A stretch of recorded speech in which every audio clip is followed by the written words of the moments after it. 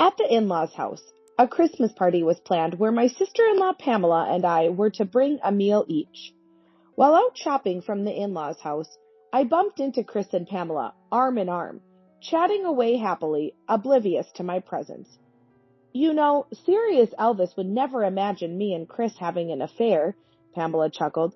The thrill of meeting secretly is just so exciting. When can you stay over next? Chris asked eagerly. Come over tomorrow, she replied. Their vulgar laughter faded as they disappeared into the crowd. Back at the in-laws' house, Pamela and I were busy in the kitchen and dining area. Chris, who arrived late, suddenly changed his face the moment he nibbled on the meal. Snatching the plate from my hands, he threw everything into the outside trash. Don't serve bad food to the relatives, Chris bellowed, to which I retorted, I didn't make anything, you know. What? I smirked inwardly. Now, how shall I expose these two in front of the relatives? I'm Hope, a 50-year-old housewife. 25 years ago, I met Chris through an acquaintance, married him, and the following year gave birth to our son Dave. Chris, a sales manager at a large corporation, earns more than the average employee. Chris's parents, who treated me like their own daughter after I lost my parents at a young age, get along very well with my mother-in-law, Rebecca. Dave graduated from State University and started working for a foreign company. He moved out when he got the job and visits during long weekends. To outsiders, it might seem like a successful marriage, but in reality, it's a suffocating home where proud Chris reigns like a king, and Dave and I tiptoe around his moods. Before marriage, Chris agreed without hesitation when I said I wanted to continue working. Moreover, he volunteered to share household duties. We can live on my salary alone, but I want to save early for education expenses. It's a big help if Olive works. I'll handle the household chores on weekends since I'll be late on the weekdays, he had said. However, once married, things changed drastically. Whether he returned home on time or worked overtime, Chris would just lounge on the sofa, glued to his mobile phone. Far from helping with chores, he wouldn't even carry his used cup to the sink. And on weekends, it was more of the same, with him laughing in front of the TV or fiddling with his phone or computer. I had to work on either Saturday or Sunday, so on my days off, I left young Dave in Chris's care. Despite restarting work with Chris's consent, he complained every time. One day, fed up, I confronted him, only to be met with a tirade. You're like a demon, dumping the kid on me and expecting me to do household chores on my rare days off. I'm just asking you to wash the dishes you used. Besides, aren't you Dave's dad? My plea seemed to fall on deaf ears, as he contorted his face in annoyance. Raising kids is a mom's job. Every household does it, so stop whining. You should be grateful and respectful that your husband helps with child rearing. Chris lectured me. When he was tired and in a bad mood, he'd make me sit formally on the floor and list every single way I was falling short as a housewife. Cook better meals. Don't use the kids being young as an excuse. Can't you make anything tasty as a housewife? Don't skimp on meals. Prepare at least 3 dishes besides the main course. Every other housewife can do it. Why can't you? You're a failure as a housewife. I'll handle the finances because if I leave it to you, it'll be a mess. Save your earnings too. $100 a month should be enough for your allowance. Eventually, when Dave would run up to him, Chris would visibly grimace and escape to his study. Daddy? Daddy's busy. Go play with Mommy. He'd shoo Dave away with a gesture, sending him to me, busy preparing meals. Even on weekday nights when I left Dave in his care, he'd help with meals and changing clothes, but he'd just let Dave watch kids' videos or TV, never really playing with him. Just play a little with him. I've been working until now. I'm busy. Unlike a housewife who has time, let me rest at home. Do I look like I have free time? Maybe you should visit an optometrist. My sarcastic retort infuriated Chris. His face turned red with anger and he yelled at me furiously. When did you become so important to talk back to me? This is my house. If you have complaints, leave. Take him and go somewhere right now. Knowing full well I had no family home to return to, Chris spat out those words, filling me with utter disgust. The thought of divorce crossed my mind, but that required money. Chris controlled the finances, and saving on my part-time income was impossible. I spoke too harshly. I'm sorry. As long as you understand, once you earn more than me, I'll listen to what you have to say. My love for Chris had long since vanished, but I hesitated to take Dave away from his dad. More importantly, the in-laws were kind people, and Dave adored his grandparents. In front of the in-laws, Chris was kind to us. He played the role of a good father perfectly in front of others. While we were dating, Chris was very kind. He never bragged about his knowledge and seemed like a genuinely nice person. But after we got married, Chris began belittling me for not graduating from a national university.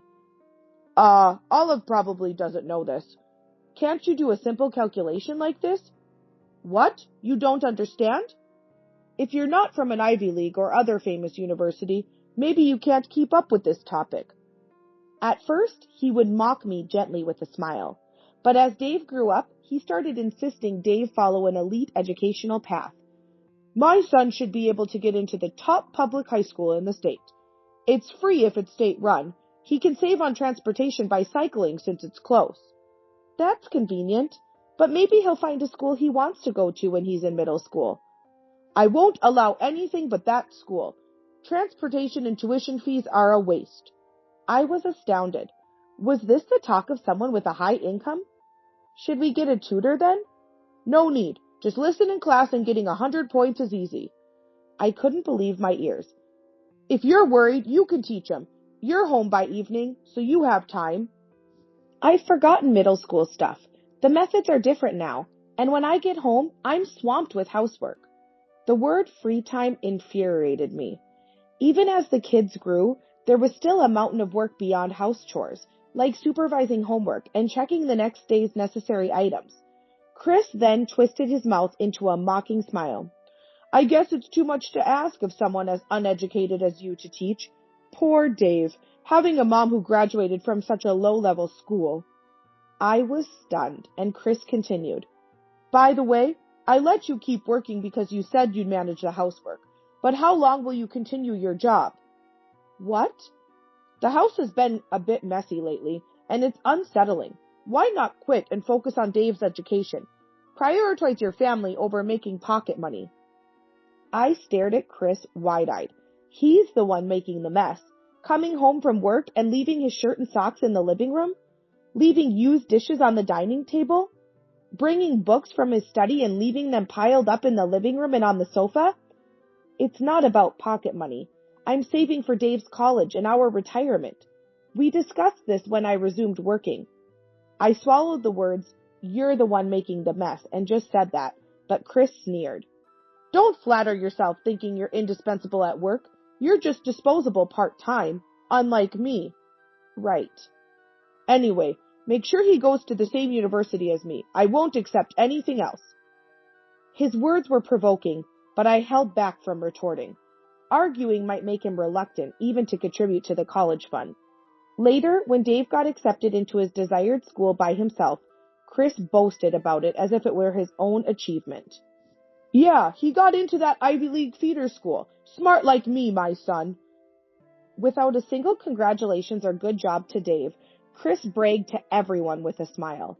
I felt disenchanted with him. Someday I'll divorce him.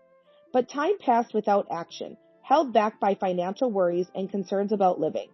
Eventually, Dave graduated from university and started living alone when he got a job. Recently, my conversations with Chris have diminished significantly.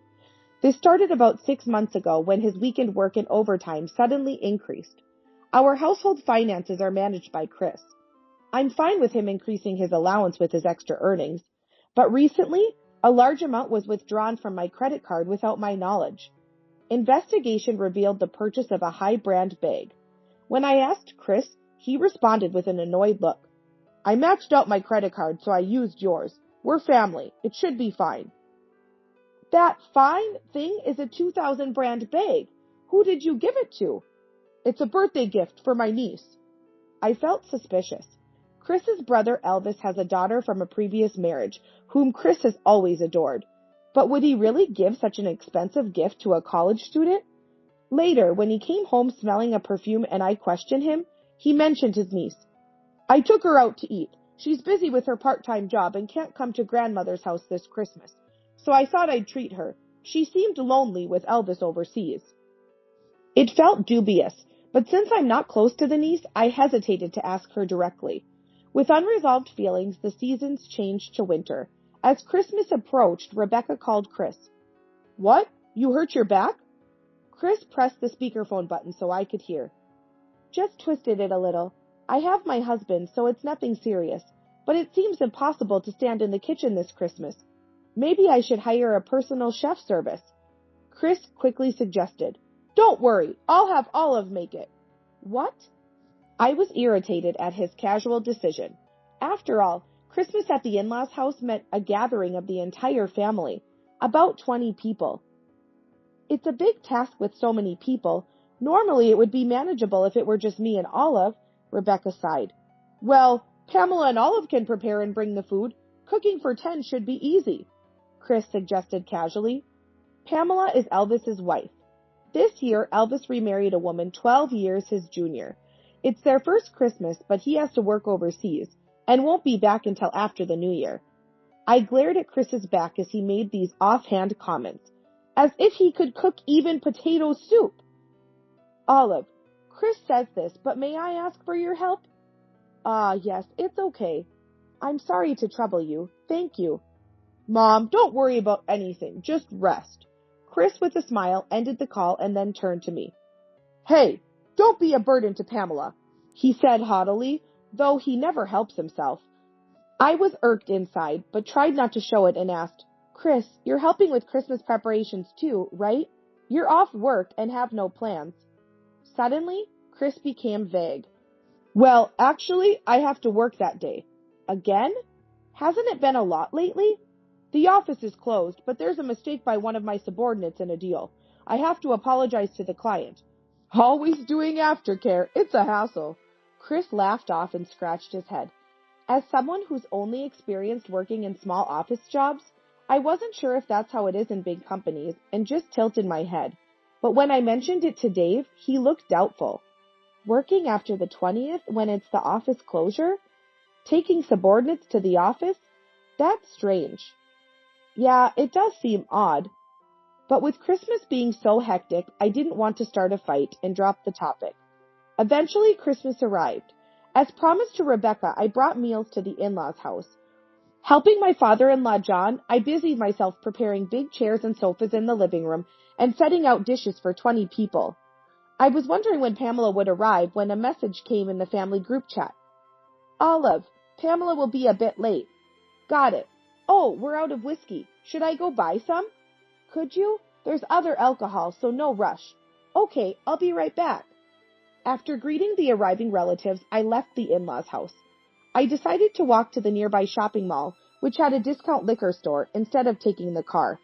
As I walked through the crowded mall, a familiar scent wafted by. Looking up, I saw Chris, arm in arm with a woman, walking towards me, engrossed in conversation. Chris, with his hat pulled down, didn't notice me. I sneaked a glance at the woman's face and was shocked. It was Pamela. Olive is just so dumb. Not from an Ivy League or any notable university. It's frustrating. Chris grumbled with a disgusted look. His loud voice echoed in the mall. But Dave graduated from such good schools, right? That's amazing. He must have worked hard. Pamela responded in a cloying tone. He's my son, so of course. But it's embarrassing having an ignorant wife. She doesn't know how to support a man. And with no parents, her upbringing is bad. I was furious.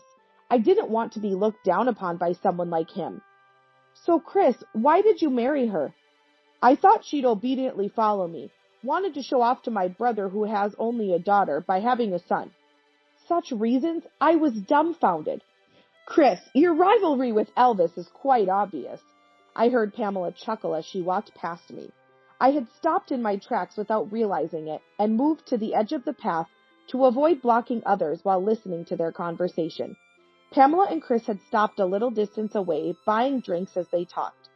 Serious Elvis would never imagine me and Chris are having an affair, Pamela said. The thrill of sneaking around is just great. When can you stay over next? Come over tomorrow. Okay, I'll be there. Olive believes anything if I say it's work. So convenient she's clueless, Chris laughed crudely. They disappeared into the crowd with vulgar laughter. I trembled with anger. I had my suspicions, and they were indeed having an affair. And with Elvis's wife? They must have been mocking Elvis and me all this time. Unforgivable. Just watch. I'll give them a Christmas they'll never forget. Before returning to the in-laws' house, I had a stop to make, so I called Rebecca and then headed there. When I arrived at the in-laws' house, Pamela was preparing drinks and appetizers in the kitchen with Chris's cousins and their children. Where's Chris? He's not here yet. Should be arriving soon, right? I see. They probably came separately to avoid suspicion. All the relatives had already arrived. The older men at the large table were red-faced from drinking, loudly chatting while watching TV. I approached Pamela with a suggestion. Actually, sure, that works. I made a mistake, so it's good timing. I can show off my cooking skills to everyone. Can I switch these dishes? Your cooking deserves more than these plain plates. Wow, thank you. Meanwhile, Rebecca, who had hurt her back, was pouring wine for relatives in the dining room. Chris finally arrived, dressed in a suit, carrying his laptop case. Got caught up with work even on Christmas. Tough being a salaried man, huh? Chris joined the relatives, starting to drink. Olive, thank you. Can we start bringing out the meal? Let's all eat together. Rebecca called out to us in the kitchen. Okay. I prepared plates and silverware, waiting for Chris's cousins and Pamela to return to the kitchen. Pamela was chatting with relatives while bringing out appetizers. With a meal for 20 people, it needed several trips to bring everything out. As I was deciding what to carry first, Chris appeared. Oh, Chris, you're helping too? It's tough with all this. Chris, seemingly already tipsy, didn't respond, and started nibbling at the prepared meal with his fork. Hey, that's bad manners. Chris exaggeratedly grimaced and for some reason opened the kitchen door, stepping outside with a plate of food. What's going on? I followed and was speechless. He opened the trash bin and dumped the meal inside. Chris went back and forth between the trash bin and kitchen a few times, leaving the empty plates in the sink, then turned and yelled at me. Don't serve bad meals to relatives. I just blinked in disbelief. I didn't make anything, you know. What? It was all Pamela's homemade dishes. For a moment, Chris looked confused, but then he quickly turned to complain to me. Don't lie. Those are our dishes. I know you made it. That's because, seriously, what was that taste? Pig feed would have been better. It's me and Mom who get embarrassed if you serve bad meals. Can't even make a decent meal. You're a failure as a wife. No, as a woman. I calmly informed the furiously yelling Chris. Your taste buds must be off, too. Pamela's meal was delicious. Haven't you ever eaten Pamela's cooking? We always ate out. Wait, what? Pamela didn't have large enough plates, so she brought it in containers. I lent her ours. Chris's eyes widened. She's made too much, thinking to split 10 portions with me, but ended up making enough for 20, so I gave my half to Dave to share with his friends. I explained carefully. Pamela wanted to show off her best dishes to everyone, so it seemed like a good opportunity. Why didn't you tell me sooner? Inwardly, I smirked. Chris always criticized my cooking. I knew he would complain if I served Pamela's food on our dishes. I never expected him to throw it in the trash, though. Now, how shall I expose them in front of the relatives? This is going to be an interesting Christmas. Just then, Pamela arrived at the door, so I loudly announced, Can you believe it? He threw all the meal Pamela made into the trash. The wine bottle fell from Pamela's hand onto the floor. Chris, who turned at the sound, saw Pamela's shocked face and turned pale. Chris, what does this mean? Pamela, that's... Chris was at a loss for words. Pamela's eyes welled up with tears. I ordered ingredients from their origin, researched recipes, and spent a whole day making it. I was so excited to serve everyone a delicious meal. And you threw it all away? Pamela's tearful plea made Chris fumble for an excuse. Sorry, it was a mistake. I'm drunk, see? Don't use being drunk as an excuse. Didn't your parents teach you not to waste food when you were a child? I exploded with pent-up frustration, speaking harshly to Chris. Always acting so superior to me and Dave, the real you comes out when you're drunk. Chris started to retort, but held back in front of Pamela. Perhaps because being close to the room would make the noise audible in the dining room, but it was too late. Sorry for serving a meal worse than pig feed. I'm such a failure as a woman, right? Pamela sat on the floor crying, and the relatives gathered around. What happened? What's going on? As I explained, the in-laws were dismayed. Rebecca looked sadly at Pamela and sighed. I didn't raise him right. I'm sorry. Rebecca apologized to Pamela. The other relatives defended Rebecca and turned on Chris. Chris is 50 years old. It's his own responsibility. Chris, you need to take responsibility. Are you saying we're going to spend Christmas without a meal? I stepped forward in front of Chris and pleaded pitifully. I'm sorry. The mess happened because I swapped the meals on the plates. Chris is really kind, you know? Let me show you proof right now. I took out my mobile phone and pressed the play button on a recording. Olive is just so dumb. Not from an Ivy League or any notable university. It's frustrating. Chris was shocked as the recording played. It was a conversation between Chris and Pamela that I recorded earlier at the shopping mall. Although the background noise was present, the words were clearly audible. Hey, stop that! Please stop. I'm begging you. Chris glared at me threateningly, but I ignored him and let the recording play. Serious Elvis would never imagine me and Chris having an affair. Sneaking around is thrilling. Can I stay over again? Come over tomorrow. The conversation echoed through the open door into the dining area. The shocking exchange silenced the dining room, and all relatives turned their attention to Chris and Pamela. You two? Taking advantage of Elvis being overseas for work to have an affair? Well, that's, Chris stuttered, trying to come up with an excuse. You see, I was just checking on Pamela while her husband's away. It's dangerous for a woman to be alone. Elvis even asked me to look after her.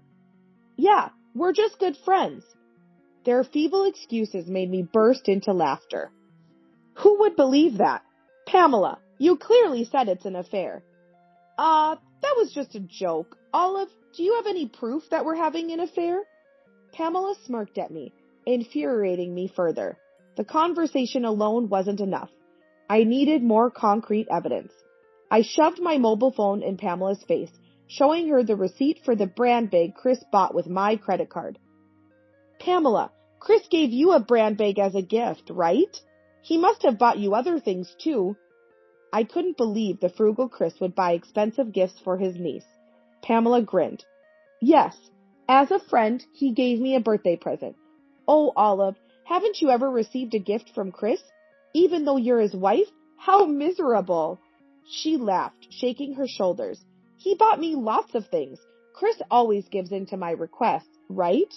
She looked up at Chris with a sweet voice. Despite insisting they weren't having an affair, she seemed to be flaunting her influence over me. But Chris frowned and said bluntly, I'm going to ask you to return all of that later. Huh? Pamela looked stunned. I never said they were gifts. I just bought them because she said she wanted them. I can't imagine spending my hard-earned salary on someone else. Right. You even hesitate to pay for Dave's tuition. I nodded in agreement, leaving Pamela dumbfounded. What the hell is this? Wait, didn't I say you'd have to pay me back? Pamela showed a confused expression. It's obvious you'd think it's a joke. No, I'm serious, Chris said with a straight face. I don't like spending money on anyone but myself. You need to pay back your share of the hotel costs we've incurred together. Giving things to Pamela for free doesn't benefit me at all. It must total around $30,000, right? Pamela's face turned red with anger. She lashed out in anger. Don't be ridiculous. What was the point of having an affair with me? It's absurd to resent spending money on a woman you like. It was to get back at my brother, Chris said coldly. It was fun stealing from my brother behind his back. You were kind of my type. And when you came on to me, I thought it was my lucky day. Chris smirked. Anyway, pay back the money you owe. It's all recorded in the household book. You must be getting more than enough from my brother anyway. Tears welled up in Pamela's eyes, frozen with shock. That's terrible. I liked Chris and had an affair with him. I never thought he was such a person. Yelling, Pamela grabbed her coat and bag. That's it. Let's break up. I never want to see your face again. Okay, but make sure you pay back the full amount. Pay you back, idiot? My serious husband is 10 times better than you. As Pamela stormed out, she bumped into someone in the hallway and fell. Grabbing the hand offered to her, she gasped. Elvis? Back home for Christmas, huh? Always lively here. Elvis, smiling breezily, slowly surveyed the tense faces of Chris and the relatives. You were talking about me, right? Go on, continue. Why are you back, brother? I wanted to spend Christmas at home. Worked hard to finish early and come back. Chris turned pale at Elvis's plastered-on smile. Looks like Pamela has been quite the help to you, Chris. Elvis's gaze shifted between Chris and Pamela. Pamela clung to Elvis with a pleading voice. It wasn't my fault. He pressured me into it. I didn't want to betray you, Elvis. Believe me. Huh? Who was the one always complaining about their boring, only good-for-work husband, saying his clothes had the worst taste and his birthday gifts were cheap? I don't know anything about that. You must have made it up. Elvis, he's just harassing me because he can't match you in work or studies. I respect and love you. You won't talk about divorce, right? Pamela looked tearfully at Elvis, clinging to him. We, along with Chris and the relatives, were dumbfounded. Pamela, accustomed to a wealthy lifestyle thanks to Elvis's income, was panicking at the thought of losing her luxuries after the divorce.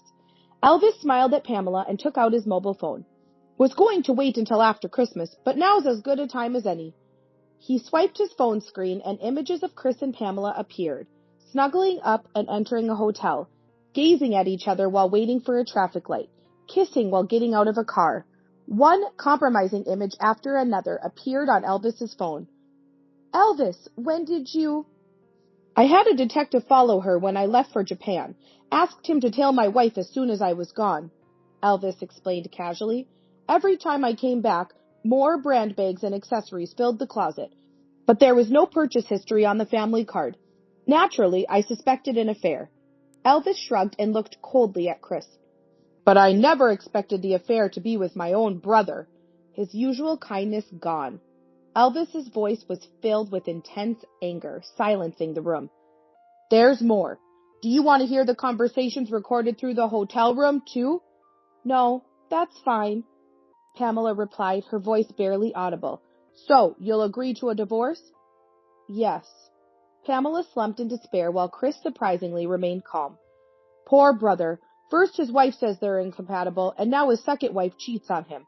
And his daughter didn't even go to an Ivy League college. Chris mocked Elvis. In comparison, my life's a win. I fathered a son, my boy, landed a job at a top company, and I have a happy marriage. I've beaten you, brother. You're an idiot, I said, disgust in my voice. Chris blinked, surprised, as I half smiled. You're heading for a divorce, obviously, and neither your son's education nor his job is your achievement. It's all Dave's. Of course it is. The relatives nodded in agreement. Divorce? Over a single affair? Don't be ridiculous. Chris exclaimed, his eyes wide. Chris, you don't need to come for Christmas from next year, the in-laws said quietly. Why not? Because we're disowning you. What? Disown your son who gave you a grandson? You're joking. Chris laughed, but his laughter faded as he saw the serious faces of his parents-in-law. And so, they spent Christmas in a somber mood, a hellish one for Chris and Pamela. Pamela, having signed the divorce papers Elvis brought, left the in-laws' house. I apologized to the relatives for the commotion and returned home. As I was leaving, the in-laws apologized to me. After Christmas, I sent the signed divorce papers to Chris. I kept the apartment we lived in while Chris moved to a smaller one. After much reluctance, Chris and Pamela eventually agreed to pay me a hefty alimony, as negotiated through lawyers. Chris, with his high income, could afford it. Later, Elvis revealed something unexpected. Chris had been secretly investing in stocks and had almost depleted his savings. He had to borrow money to pay the alimony. Overconfident and underprepared, he had lost heavily in his investments. That explained his reluctance to fund Dave's education. After confessing the reason for his divorce to a colleague, the news spread throughout his company. Ashamed, Chris quit his job and now works part-time, withdrawing into his apartment, distrustful of others. Pamela, used to living luxuriously on Elvis's money, had no savings and begged her parents to pay her part of the alimony. Angry, they paid it, but made her work at a relative's company, where she's closely monitored and worked hard. After the divorce, I moved into a 3-bedroom apartment and lived comfortably. Free from someone constantly nagging about household chores, I took exams to become a full-time employee. No more snide remarks, and I can spend my money freely. I feel incredibly refreshed. Now I want to watch over Dave and spend the rest of my life meaningfully.